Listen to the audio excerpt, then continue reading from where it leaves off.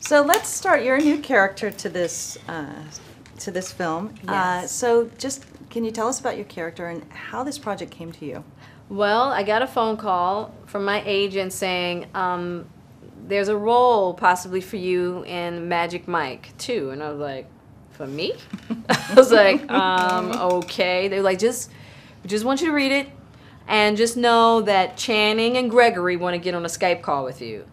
I was like, interesting. Okay. So I read it and it was written for a man. I was like, okay. Now I see why the call. So then I get on the Skype call with Channing, and I think when Channing said to me, I think there's a level of responsibility that we can bring to this platform, to adult entertainment. I felt like that was a radical idea. Radical. I was like, oh my goodness, Channing, you might be onto something. Because I had just come from Atlanta doing a project with CNN about human trafficking and how sometimes strip clubs could be a gateway to trafficking. And I said, you know what?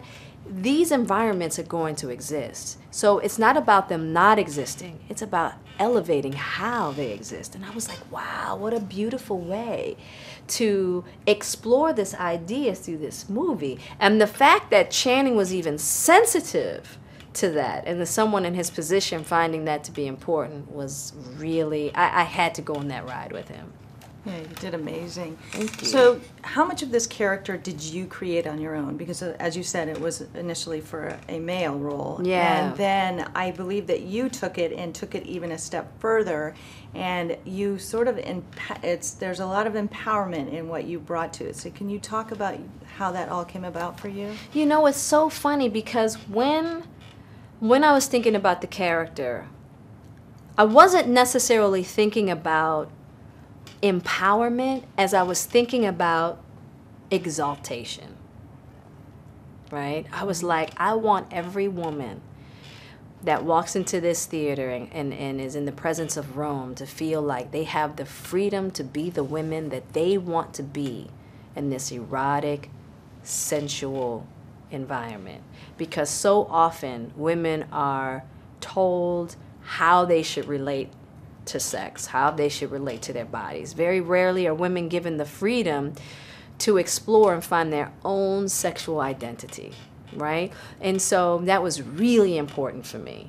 And it was important for Channing and Gregory and Stephen and Reed as well. And it was just a matter of, I'm just glad that they trusted me enough to listen to my voice, you know, just as a woman, you know, to just go read, you know, Channing, this is the flow, da da da da. And so it was really a beautiful collaboration, beautiful. And I'm just so grateful to them as men in this business to find it important to communicate an essence of a woman through, you know, a project like this that can be a slippery slope.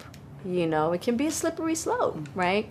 And I'm just really, really grateful because I think a lot of women are going to have a good time. They're going to have a great time. Yeah. So working on the set with all these guys, were you on the set a lot with them? Was it a seamless being a part of that whole crew? Oh yeah, it was so seamless. I mean, of course they were already a family, and then as newcomers, I mean, right away, it was just like we'd been there since the first movie. And I was there every chance I could get. I mean, even when they were like, okay, Jada, your day's over, I was like, oh, okay, I think I'm just going to hang out for a little while. You said Joe's coming, he's doing his performance. Oh, I'm going to stay for that. I'm going to stay. And I'm rushing downstairs with one of the PAs. I was like, they were like, we got to hurry up, Jada, he's going to start. And I was like, okay, I'm rushing it. We were all up there. I'm telling you, I don't know who was down at the, you know, at the trailers. Somebody's supposed to be down at the trailers, watching the trailers. We were all upstairs for Joe's routine. Nobody was missing it. I don't even think the guys wanted to miss it, okay? So, yeah, it was something. Now, could you talk a little bit about Dominus, too? Because that sort of has a significance in this film for the characters, the guys that come in, and this... You've obviously created this atmosphere. Can you talk a little bit about that? Yeah, I think that Dominus is, it's kind of her church. For Rome, she believes that eroticism and sex is a path to one's enlightenment. And so she's kind of created this environment where men and women can come together and bask in this very powerful energy together with respect, honor, exaltation, and celebration. You know? And so that's what that dominance is all about, right there. Yeah, that's perfect. And what do you hope that audiences, I mean, obviously this is a really, really fun film. What do you hope that audiences walk away with after they see this film? You know, I have to tell you, and I don't mean to be preachy and messagey, but I really hope that men and women see that we can engage in this kind of erotic play with respect. Because it really can be really joyous and inspiring. It really can open up many different channels within a person. And, you know, it doesn't have to be about degradation. And women shouldn't have to feel shame about wanting to have a vibrant, erotic life, you know? And men shouldn't judge women for wanting to have a vibrant, erotic life, right?